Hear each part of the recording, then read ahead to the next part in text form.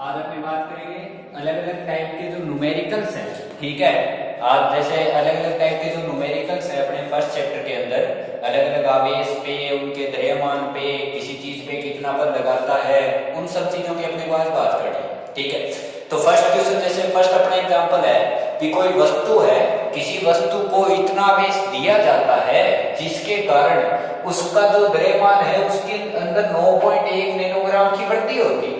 ठीक है, यानी कोई आवेश दिया गया जिसके कारण उसका जो द्रव्यमान है वो 9.1 नैनोग्राम बढ़ गया, तो उस स्थिति के अंदर उस वस्तु को कितने इलेक्ट्रॉन दिए गए हैं और उसके ऊपर आवेश की प्रकृति क्या है, वह आवेश का मान क्या है, इस चीज का मान अपने को ज्ञात करना है। ठीक है, तो अगर अपने क्वेश्चन को देखें तो क्वेश्चन ने ये कह रखा है भी आवेशित करने के लिए जो आवेश आया है उसके बाद उसके द्रव्यमान में 9.1 नैनोग्राम की वृद्धि हुई है। ठीक है, 9.1 नैनोग्राम की वृद्धि का मतलब यह है, अपने एक बात की थी भी किसी भी वस्तु को अगर आवेशित करना है तो उसके दो तरीके, या तो वो इलेक्ट्रॉन ग्रहण करे या फिर इलेक्ट्रॉन त्याग करे। ठीक है, उसके अंदर अपने एक बात ये भी की थी भी अगर वस्तु इलेक्ट्रॉन ग्रहण करती है तो उस स्थिति के अंदर उसका द्रव्यमान क्या हो जाता है, बढ़ जाता है, क्योंकि उसके अंदर कोई ना कोई चीज जुड़ती है। और अगर वस्तु इलेक्ट्रॉन का त्याग करती है तो उसका द्रव्यमान क्या हो जाता है, घट जाता है, क्योंकि उससे एक वस्तु क्या है,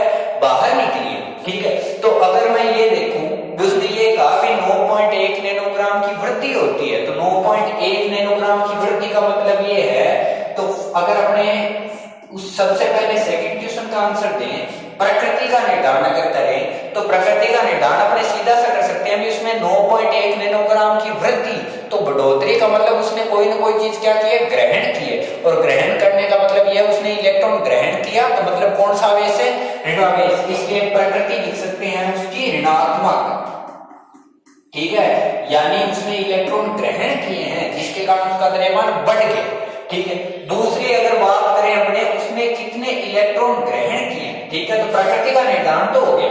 ठीक है, इसके आधार पे अगर अपने सबसे पहले बात करें भी वस्तु द्वारा ग्रहण किए गए इलेक्ट्रॉनों की संख्या ज्ञात करो, तो अगर मैं बात करूं यदि वस्तु मान लो एक इलेक्ट्रॉन ग्रहण करती है, कितना इलेक्ट्रॉन है, एक इलेक्ट्रॉन, तो एक इलेक्ट्रॉन ग्रहण करने का मतलब है भी उसके द्रव्यमान में एक इलेक्ट्रॉन के द्रव्यमान की बढ़ोतरी होती है। ठीक है, जैसे मान लो अपने पास कोई निकाय है, उसके अंदर 1 2 3 अलग अलग 1 किलो 2 किलो 3 किलो की 3 वस्तुएं, बाहर वस्तु है 4 किलो की, तो अगर मैं 4 किलो वाली वस्तु इस निकाय के अंदर ले आऊं तो इस निकाय का द्रव्यमान इस 4 किलो के अनुसार ही तो बढ़ेगा। ठीक है, यानी पहले अगर इसका द्रव्यमान 6 किलो था तो 4 किलो और जोड़ने के बाद टोटल द्रव्यमान कितना, 10 किलो, यानी इसके द्रव्यमान में जो बढ़ोतरी हुई वो इस द्रव्यमान की तो हुई। ठीक है, तो उसी प्रकार से अगर मैं ये कहूं कि किसी भी निकाय के अंदर 9.1 नैनोग्राम की वृद्धि हो रही है तो वो इलेक्ट्रॉन के कारण है, तो मैं कहूं यदि द्रव्यमान में 9.1 गुना 10 की घात -31 केजी द्रव्यमान की बढ़ोतरी हो तो ग्रहण किए गए इलेक्ट्रॉनों की संख्या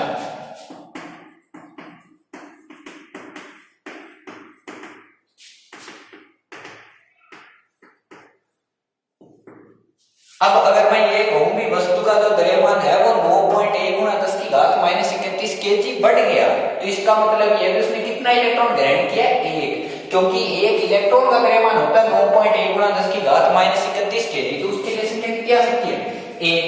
तो अगर मैं ये कहूं यदि द्रव्यमान में 1 किलो की बढ़ोतरी होती तो ये आ सकता था 1/9.1 गुना 10 की घात -31 केजी। ठीक है, और अगर मैं ये कहूं भी मैंने द्रव्यमान में बढ़ोतरी करी है 9.1 नैनोग्राम की, तो यदि द्रव्यमान में 9.1 नैनोग्राम की वृद्धि हो तो इसको लिखा जा सकता है 1.1/9.1 गुणा 10 की घात -31, और ऊपर आएगा ये तो नीचे केजी और गुणा में ऊपर 9.1 नैनोग्राम, नैनो का मतलब 10 की घात -9, और आगे बच गया ग्राम, तो ग्राम को किलो में बदलने के लिए कितने से गुणा करना पड़ेगा, 10 की घात -3 से। अब ऊपर वाला भी किसमें आ गया, केजी। ठीक है, तो यहां से अगर सोल्व करें तो 9.8 से 9.8, तो ये अपने पास बच गया 10⁻⁻12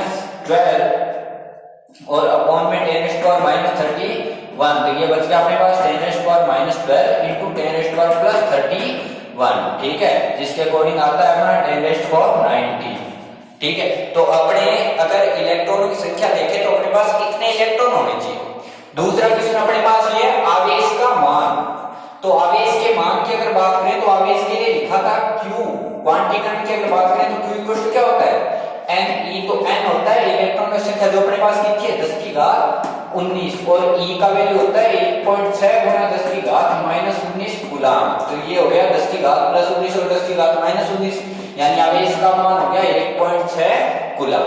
तीसरा अगर बात करूं तो उसने पूछा उसकी प्रकृति, तो प्रकृति की बात अगर करें तो प्रकृति के अंदर वो क्या है भी उसने 9.1 नैनोग्राम की वृद्धि हुई है। वृद्धि होने का मतलब उसने इलेक्ट्रॉन क्या किए हैं ग्रहण किए हैं, और इलेक्ट्रॉन ग्रहण करने का मतलब कौन सा आवेश है ऋणावेश, इसलिए उसकी प्रकृति क्या आएगी ऋणात्मक, क्योंकि उसने इलेक्ट्रॉन क्या किए ग्रहण। दूसरा क्वेश्चन है कि एक कप जल यानी 250 ग्राम में कितनी मात्रा में धन तथा ऋणावेश होते हैं, ठीक है। तो अगर मैं बात करूं जल की, तो जल का मतलब अपने बात करते हैं उसके रासायनिक सूत्र H2O की, ठीक है। उसके अंदर वो ये कह रहा है कि कितनी मात्रा में धन व ऋणावेश होंगे। तो अगर धनावेश की बात करूं तो धनावेश देता है प्रोटॉन, ठीक है, यानी अपने को एक तरीके से कुल प्रोटॉनों का आवेश निकालना है कि कितने प्रोटॉन है और उन पे टोटल आवेश कितना है। अगर बात करूं ऋणावेश की तो कुल इलेक्ट्रॉन कितने और उसके आधार पे उनका आवेश है कितना, ठीक है। तो अगर अपने बात करें कि कितनी मात्रा में धन या ऋणावेश हैं तो उनके लिए पहले अपने को चाहिए उनके इलेक्ट्रॉनों या प्रोटॉनों की संख्या। अब एक चीज क्लियर है अपने को कि जो H2O है H2O उदासीन है, उस पे न तो प्लस और नहीं माइनस है, इसका मतलब टोटल आवेश कितना 0, जो जितना प्लस उतना ही क्या आएगा माइनस, ठीक है। तो इसलिए अगर अपने धनावेश निकाल ले तो धनावेश का मान किसके बराबर होगा ऋणावेश के। अब अगर मैं बात करूं धनावेश की, तो धनावेश के लिए अपने को एक चीज पता है जो H2O अणु है उसके अंदर जो धनावेश आएगा वो आएगा प्रोटॉन के कारण। तो अगर हाइड्रोजन के अंदर देखूं तो एक हाइड्रोजन के अंदर एक प्रोटॉन, यानी कितने प्रोटॉन अपने पास है 2। ऑक्सीजन के अंदर ऑक्सीजन के प्रोटॉन कितने होते हैं 8, ठीक है, यानी क्योंकि 8 प्रोटॉन, क्योंकि उसका परमाणु क्रमांक कितना है 8। तो अगर टोटल प्रोटॉन देखूं तो टोटल प्रोटॉन कितने होने चाहिए 10। तो यानी ये कह सकता हूं एक H2O अणु में प्रोटॉनों की संख्या, या फिर ये लिख सकते हैं इलेक्ट्रॉन की संख्या, क्योंकि वही तो अपने को धनावेश बताएगा। तो अगर यहाँ पे बात करूं प्रोटॉन की संख्या की तो कितने प्रोटॉन है अपने पास है 10, ठीक है। तो ये लिख सकता हूं क्या एक H2O अणु में धनावेश कैसे लिख सकते हैं, आवेश का क्वांटीकरण क्या बात कहता है Q किसके इक्वल है Ne के, ठीक है। तो यानी यहाँ पे Q का वैल्यू कितना है N का वैल्यू कितना है 10 और E का वैल्यू 1.6 गुना 10⁻−19 से कूलम। लेकिन ये तो सिर्फ कितने H2O अणु के लिए आया एक H2O अणु के लिए, उसने अपने से कितने ग्राम के लिए पूछा 250 ग्राम। यानी पहला काम ये है भी अपने पास अगर एक H2O का पता है तो अपने H2O की कुल संख्या निकाल लेंगे, और कुल संख्या के बाद अपने ये चीज देखेंगे भी उसके अंदर एक H2O इतना है तो N H2O के अंदर कितने आएंगे। तो मैंने मान लिया कि 250 ग्राम के अंदर कितने हैं N परमाणु है, ठीक है। तो उनकी संख्या कैसे निकालेंगे, तो अपने को द्रव्यमान पता है, तो अपने को एक चीज पता है कि अगर किसी वस्तु का द्रव्यमान दिया जाए तो द्रव्यमान के आधार पर उनकी संख्या निकाल सकते हैं। कैसे निकालते हैं वे परमाणुओं की संख्या किसके बराबर होती है, ठीक है, मोल गुना होगा द्रव्य संख्या। यानी अगर मैं बात करूं H2O परमाणु H2O अणुओं की संख्या, अगर अपने बात करें H2O अणुओं की संख्या की तो उसको लिख सकता हूं मोल और गुणा अवगात संख्या यानी Na, ठीक है। और मोल को क्या लिख सकते हैं द्रव्यमान बटे अणुभार, तो द्रव्यमान कितने ग्राम है 250 ग्राम। और नीचे जो अणुभार आता है, अणुभार अगर देखूं तो H2O का अणुभार कितना होता है हाइड्रोजन का 2 और ऑक्सीजन का कितना 16, ठीक है, यानी कितना हो गया टोटल है 18। तो ऑक्सीजन का कितना 18। और अगर Na की बात करूं तो Na का वैल्यू होता है 6.023 गुना 10 की घात कितना 23। तो ये मान ली मैंने H2O अणुओं की संख्या, जिसे किससे दिखा रहा हूं मान लो x से।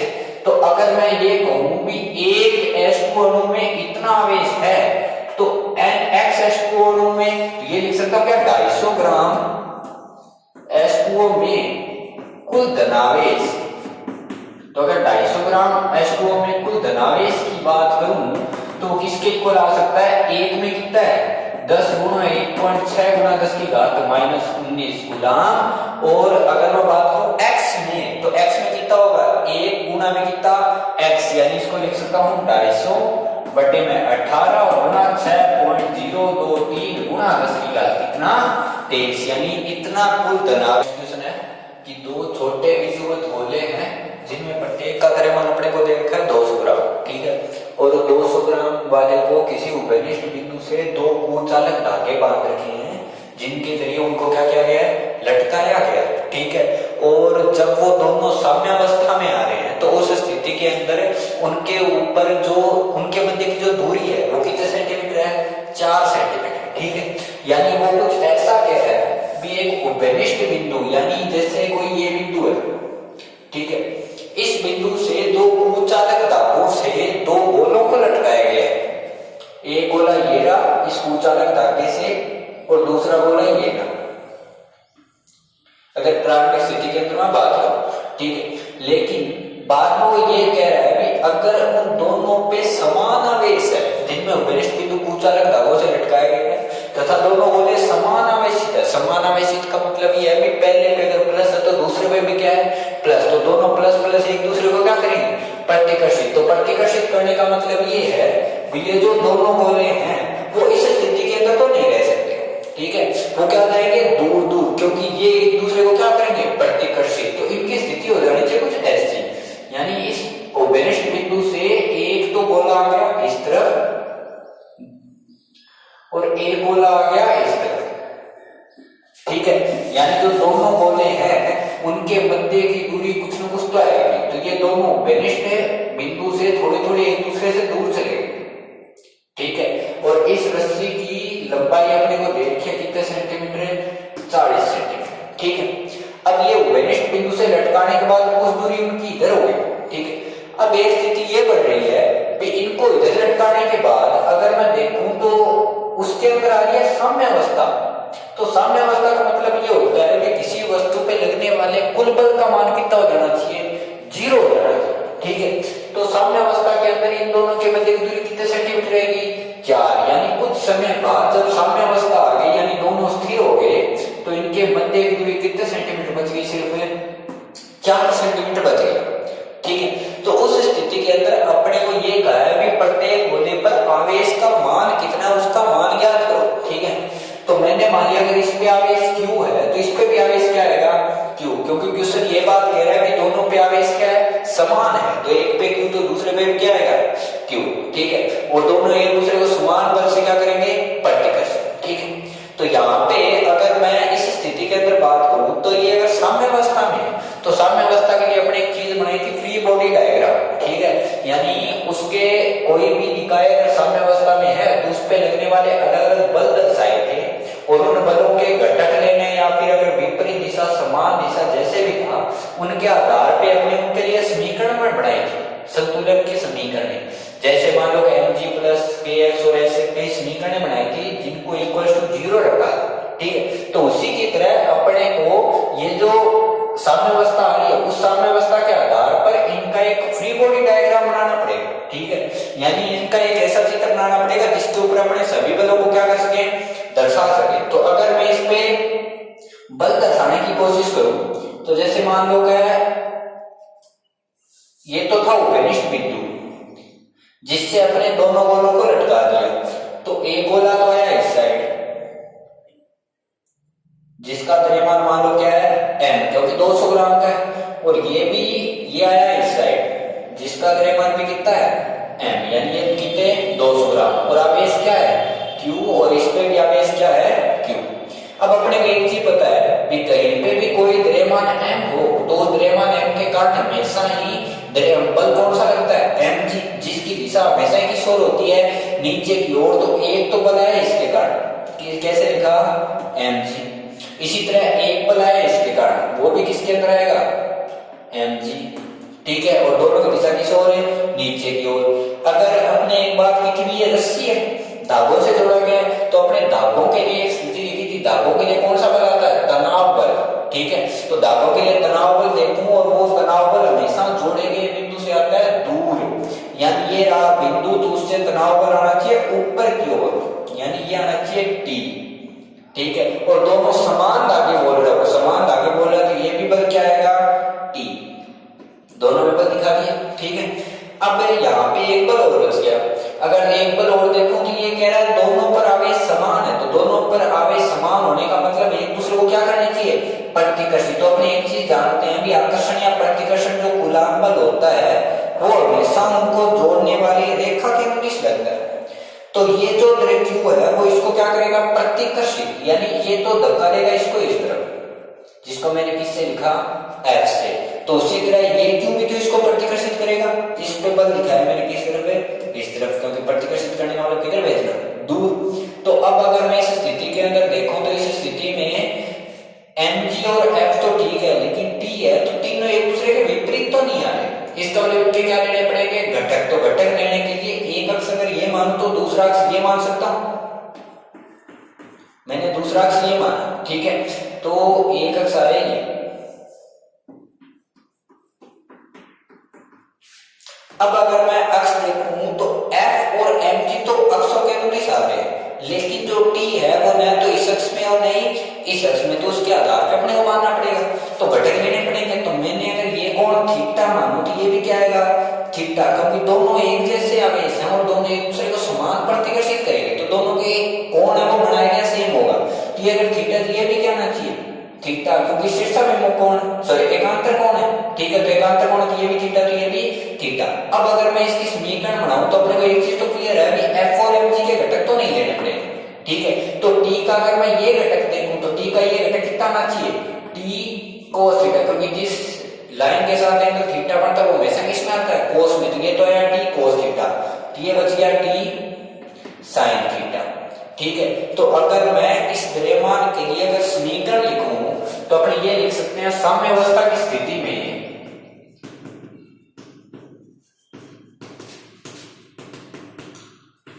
अगर अपनी बात करें साम्यावस्था की स्थिति में, तो साम्यावस्था की स्थिति का मतलब कुल बल कितना होता है जीरो, जितना बल ऊपर उतना ही बल नीचे। तो पहला बल क्या ऊपर है t cos थीटा, ऊपर तो बल है t cos थीटा, नीचे की साइड क्या है mg, तो t cos theta equal to क्या होना चाहिए mg, इसको इक्वेशन नंबर फर्स्ट मानो।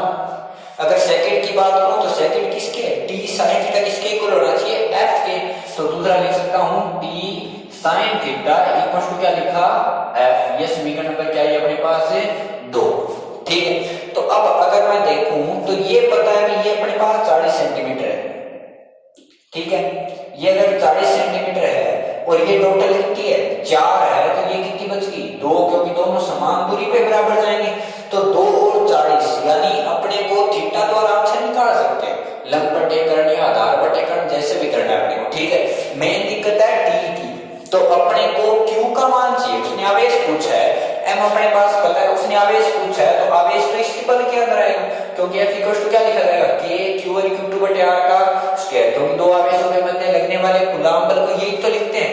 F इक्वल टू क्या होता है k q1 q2 बटे r का स्क्वायर, तो यहाँ लिख सकता हूँ, यहाँ जो F है वो होना चाहिए k q1 q2 बटे r का स्क्वायर। F इक्वल टू k बड़ा रेड, तो q1 और q2 दोनों बराबर है, q तो q का स्क्वायर और बटे में r का स्क्वायर। r अपने को पता है दोनों आवेशों में दूरी कितने सेंटीमीटर है 4, ठीक है, तो सबका वैल्यू पता है, तो अपने को हटाना किसको पड़ेगा t को, तो t को अगर हटाऊं तो दोनों को डिवाइड कर सकता हूं, तो मैंने क्या किया समीकरण 2 को डिवाइड कर दिया समीकरण 1 से, तो समीकरण 2 को अगर समीकरण 1 से डिवाइड करूं तो ये अपने पास t sin थीटा अपॉन में t cos theta equal to आ गया f अपॉन क्या है mg, तो t से t कैंसिल आउट, तो sin theta upon cos theta किसके इक्वल हो गया tan theta equal to f upon mg। तो अपने को q का वैल्यू चाहिए, q किसके अंदर है f के अंदर, तो यहां से ये समीकरण बन सकती है अपने पास f इक्वल टू mg इधर गुणा ही तो होगा, ये लिख सकता हूं mg और गुणा में क्या आएगा tan थीटा, f का वैल्यू क्या लिख सकते हैं k q स्क्वायर और बटे में r का स्क्वायर इक्वल टू क्या है mg tan थीटा, तो अपने को वैल्यू किसकी चाहिए q की, तो q स्क्वायर इक्वल टू क्या है अपने पास mg tan थीटा इनटू में r स्क्वायर और अपॉन में क्या आया k, तो अपने को q का वैल्यू चाहिए, तो q का वैल्यू का मतलब है अंडर रूट में mg tan थीटा ठीक है। तो अगर अपने इन सब की वैल्यू रखूं, ठीक है, तो m का वैल्यू अपने को पास पता है कितने ग्राम है, 200 ग्राम। तो उसको किस में बदलना पड़ेगा, केजी में। g का वैल्यू 9.8 या 10 यूज में ले सकते हैं। tan थीटा की दिक्कत है, r का वैल्यू पता है कितने सेंटीमीटर है, 4। मेन दिक्कत है tan थीटा। tan थीटा कैसे निकालेंगे, अगर tan थीटा देखूं तो tan थीटा को लिखते हैं आधार बटे कर्ण, ठीक है। यहाँ पे अगर अपने को साइन कोस tan निकालना है तो tan के लिए अपने क्या लिख सकते हैं, ठीक है, लंब बटे आधार। तो लंब बटे आधार अगर देखूं tan थीटा के लिए तो ये कौन थीटा है, तो ये तो हो गया उसका आधार, ठीक है। ये लंब लंब अपने को पता है लेकिन आधार नहीं पता है। लेकिन अगर मैं एक चीज गौर करने वाली देखूं तो इसकी लंबाई तो है 40 सेंटीमीटर और ये लंबाई है 2 सेंटीमीटर, ठीक है। यानी एक ऐसा त्रिभुज है, ये एक ऐसा त्रिभुज बन रहा है जिसके अंदर ये तो कितने सेंटीमीटर है, 2, और ये कितनी है, 40। तो 40 और 2 के कंपैरिजन में अगर मैं देखूं, ठीक है, और ये कौन क्या है, थीटा। तो 40 और 2 के कंपैरिजन में से ये कौन है वो बहुत ही छोटा होगा, ठीक है, क्योंकि ये जो लंबाई है वो तो है 40 सेंटीमीटर और ये इसका जो सेंटर से इधर दूरी है वो कितने सेंटीमीटर है, 2। तो इसका मतलब ये है कि ये जो कोण है वो थीटा बहुत ही कम है। और अगर थीटा बहुत ही कम हो तो अपनी स्थिति के अंदर जो साइन थीटा है वो किसके इक्वल हो सकता है, tan थीटा के, ठीक है। तो यहाँ पे अगर मैं देखूं तो थीटा अत्यल्प होने का मतलब ये है कि जो साइन थीटा है वो किसके इक्वल होगा, tan थीटा के। तो tan थीटा की क्या लिखा जा सकता है, साइन थीटा। तो यहाँ पे लिख सकता हूँ q square equal to mg tan theta r square, और tan थीटा की क्या आ सकता है, साइन थीटा r स्क्वायर और अपॉन में क्या आएगा, k, ठीक है। यानी ये मैंने इसलिए लिखा है क्योंकि जो 40 सेंटीमीटर उसके कंपैरिजन में जो 2 सेंटीमीटर बहुत ही कम है, ठीक है। तो उसके आधार पे ये कोण थीटा बहुत ही कम होना चाहिए, इसलिए मैंने किसमें बदला उसको, साइन थीटा। और साइन थीटा इसमें बदला क्योंकि साइन थीटा अगर मैं देखूं तो साइन थीटा को लिखते हैं लंब बटे कर्ण। तो अपने पास लंब भी है और क्या है, कर्ण भी है, तो उसको चेंज नहीं करना, ठीक है। तो अगर मैं साइन थीटा को लिखूं तो साइन थीटा लिख सकता हूं लंब यानी 2 सेंटीमीटर और बटे में कर्ण कितने सेंटीमीटर है, 40। तो यहाँ पे अगर मैं अलग अलग मान देखूं इनके तो m तो है 200 ग्राम। 200 ग्राम का मतलब है 200 गुना 10 की घात माइनस 3 kg। दूसरा अपने पास वैल्यू है r की, r कितने सेंटीमीटर, 4, यानी 4 गुना 10 की घात माइनस 2 मीटर, ठीक है। तीसरा अपने को क्या चाहिए, g का वैल्यू पता है अपने को, k का वैल्यू पता है, तीसरा वैल्यू चाहिए साइन थीटा का। तो अगर साइन थीटा देखो तो साइन थीटा लिख सकता हूं लंब बटे कर्ण यानी 2 बटे कितना 40। तो ये वैल्यू आया 1 बटे 20। तो इन सब का वैल्यू रख दो अपने पास। तो q स्क्वायर इक्वल टू आया m का वैल्यू 200 गुना 10 की घात माइनस 3, साइन थीटा का वैल्यू 1 बटे 20 और गुणा में r स्क्वायर का वैल्यू 4 गुना 10 की घात माइनस 2 और गुणा 4 गुना 10 की घात माइनस 2, यानी उसका क्या है स्क्वायर। इसमें 2 बार लिखा हमने। k का वैल्यू 9 गुना 10 की घात कितना 9, तो अगर 20 से मल्टीप्लाई करें तो ये करके कितनी बार टाइम्स 10 टाइम्स। तो अपने पास ऊपर वैल्यू बच गया अपने पास 10 गुना 10 की घात माइनस 3 गुना 16 गुना 10 की घात माइनस 4 और बटे में अपने पास कितना 9 गुना 10 की घात कितना 9। तो इसको लिखा जा सकता है 10 की घात माइनस 6, 16 गुना 10 की घात माइनस 6 बटे में कितना 9 और गुणा में ऊपर आएगा 10 की घात माइनस 9, ठीक है। तो अगर मैं q का वैल्यू रखूं तो q के लिए इसका रूट करना पड़ेगा। तो q के वैल्यू 16 का रूट कितना 4, 9 का रूट है 3 और 10 की घात माइनस 6 का 10 की घात माइनस 3, ठीक है। और 10 की घात माइनस 9 किस में रखेंगे अंडर रूट में, ठीक है। तो इसके आधार पे इसको 10 की घात माइनस 10 चेंज करके इसको सोल्व कर सकते हैं। इस आधार पे अपने किसका वैल्यू। अपना नेक्स्ट क्वेश्चन है कि 9e यानी 9 इलेक्ट्रॉन के बराबर वह 4e बिंदु आवेश परस्पर r दूरी पर स्थित है, ठीक है। एक अन्य आवेश q उन दोनों आवेशों को मिलाने वाली रेखा पर कहां रखा जाए ताकि वह जो आवेश है वो किसमें रहे संतुलन में। तो यहाँ पे अपने दो टाइप के क्वेश्चन आते हैं। एक तो आता है किसी आवेश के संतुलन से संबंधित, ठीक है, यानी कोई आवेश संतुलन में रहे। एक होता है निकाय से संबंधित संतुलन, यानी जब पूरा का पूरा निकाय किसमें रहे संतुलन में। तो आज अपना ये जो क्वेश्चन है उसमें ये कहा गया है कि 9e व 4e के जो बिंदु आवेश हैं, ठीक है, वो कुछ r दूरी पर स्थित है और इनको मिलाने वाली रेखा पर कोई आवेश q रखा है और उस q को कहां रखें उसकी जगह ज्ञात करो जिसके आधार पे ये कह सकूं कि वो जो q आवेश है वो किस अवस्था में है संतुलित अवस्था में, ठीक है। तो अगर अपने क्वेश्चन के अकॉर्डिंग बात करें तो उसने ये कहा है कि एक तो 9e आवेश है और दूसरा है 4e आवेश, ठीक है। इसको मान लो Q1 है और ये मान लिया मैंने Q2 है। इन दोनों को मिलाने वाली रेखा यानी ये जो रेखा है, इस रेखा पर Q जो आवेश है, मैंने मान लिया Q यहाँ पे कहीं भी रख दो अपनी मर्जी, मैंने Q यहाँ रख दिया, उसको कहाँ रखूं ताकि ये जो Q आवेश है वो किसमें रहे, संतुलन में। और ये दे रखा है ये जो 9e और 4e है, इन दोनों की मध्य की दूरी कितनी है, r। तो अगर Q रखूं तो मैंने मान लिया कि Q है उसकी दूरी यहाँ से कितनी है, x है। तो ये दूरी कितनी बची है अपने पास, r माइनस x, क्योंकि टोटल r है, ये x की कितनी बची, r माइनस x। तो ये बात कह रहा है कि ये जो आवेश Q है वो किस अवस्था में रहना चाहिए, संतुलन। संतुलन का मतलब ये होता है, संतुलन या साम्यावस्था के लिए जब भी अपने बात करते हैं तो उसके लिए डिसाइड करते हैं अगर मैं ये हूं Q साम्यावस्था में है या संतुलन में है, तो f ऑफ Q यानी Q पर लगने वाले बल का कुलमन कितना होना चाहिए, 0 होना चाहिए, ठीक है। यानी इस Q पर कुल बल जो कितना हो, 0। तो अगर इस Q पर मैं कुल बल देखूं तो उस Q पर जो कुल बल है उसको अगर मैं देखूं तो इसको मान रहा हूं मैं Q3 भी, Q3 का वैल्यू कितना है, Q है। तो मेरे को टोटल F Q3 का वैल्यू कितना करना है, 0। तो अगर F Q3 का वैल्यू देखो तो F Q3 का वैल्यू 0 होने का मतलब ये है भी इस F पे, इस Q3 पे जो बल लग रहे हैं उनका कुल योग 0 हो। और कुल योग कौन कौन बल लगा रहा है, एक तो 9e बल लगा रहा है और एक कौन बल लगा रहा है, 4e। यानी इन दोनों के अंदर एक बल ये लगाएगा और एक बल ये लगाएगा। यानी अगर मैं बात करूं F Q3 कुल की, तो एक तो 3 नंबर पे बल लगाएगा 1 नंबर और दूसरा 3 नंबर पे बल लगाएगा कितने नंबर, 2 नंबर। उन दोनों का जो सदिश योग है, क्योंकि बल कैसी राशि है, सदिश, उनका मान कितना होना चाहिए, 0 होना चाहिए। यानी F31 का जो वैल्यू है वो किसके बराबर होना चाहिए, माइनस का F32 के, यानी 3 नंबर पर 1 के कारण लगने वाला बल और 3 नंबर पर किसके कारण लगने वाला, 2 के कारण। यानी जितना बल Q1 लगाएगा उतने बल कौन लगाना चाहिए, Q2। और उनकी दिशा एक दूसरे की क्या हो, विपरीत हो, तब अपने ये कह सकते हैं कि ये जो वस्तु है वो किस में रह सकती है, साम्यावस्था में, ठीक है। तो उसके आधार पे मैंने बात की भी F3 बना हुआ है, 3 के क्या होना चाहिए, इक्वल। तो अगर इसके आधार पे मैं देखूं तो यहाँ पे F31 का मतलब ये है, तो यहाँ पे अगर माइनस निशान आ रहा है तो माइनिस निशान किस चीज को बता रहा है, उसके वो दिशा को, ठीक है। तो अपने को बात करनी है सिर्फ परिमाण की। तो अगर मैं सिर्फ परिमाण की बात करूं तो F31 का वैल्यू बराबर होना चाहिए F32 के, सिर्फ परिमाण के अकॉर्डिंग, ठीक है। तो F31 का मतलब है कि Q1 Q3 बटे R13, यानी R3 और 1 के मध्य का दूरी का बल इक्वल ये लिख सकता हूं K Q3 Q2 और बटे में R32 का स्क्वायर।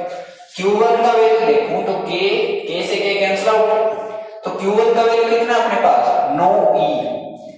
Q3 का वैल्यू कितना है, Q अपॉन में R31, यानी 3 और 1 के मध्य की दूरी, 3 और 1 के मध्य की दूरी कितनी है, x। तो नीचे लिखा मैंने x का स्क्वायर बराबर Q3 का वैल्यू Q है, Q2 का वैल्यू कितना है अपने पास, 9e और अपॉन में R32। अगर देखो तो R32 कितना है, 3 और 2 के मध्य की दूरी कितनी है, R माइनस x का स्क्वायर। तो Q से Q कैंसिल आउट, E से E, ठीक है, ये 4 ही है। तो इसको लिख सकता हूं 9 बटे एक्स स्क्वायर इक्वल टू 4 बटे आर माइनस एक्स का होल स्क्वायर। तो अगर मेरे को स्क्वायर हटाना तो दोनों साइड वर्गमूल ले लें। तो अगर मैं बात करूं वर्गमूल लेने पर, तो वर्गमूल लूं तो ये आ गया 3 बटे एक्स बराबर 4 का वर्गमूल कितना, 2, ये बच गया अपने पास आर माइनस एक्स। तो इसको सोल्व कर ले तो 3 into r minus x equal to 2x, इधर मल्टीप्लाई होगा कि हो गया 3r minus 3x equal to कितना, 2x। और ये इधर लेके जाऊं तो 3r इक्वल टू कितना हो गया, 5x, क्योंकि 3x जाके उधर जाके ऐड होना है, ठीक है। तो x का वैल्यू कितना आएगा, 3r/5, ठीक है। यानी जो 9e है उससे दूरी कितनी है, 3r बटे 5। इसको उल्टा भी सोल्व कर सकते हैं, अगर ये x माने तो उसके आधार पे x का वैल्यू क्या आएगा, अलग। तो अगर अपने ये कहे कि कोई वस्तु साम्यावस्था में है, कोई आवेश साम्यावस्था में है, तो उस आवेश साम्यावस्था का मतलब ये है कि उस पे लगने वाले कुल बल का मान कितना होना चाहिए, 0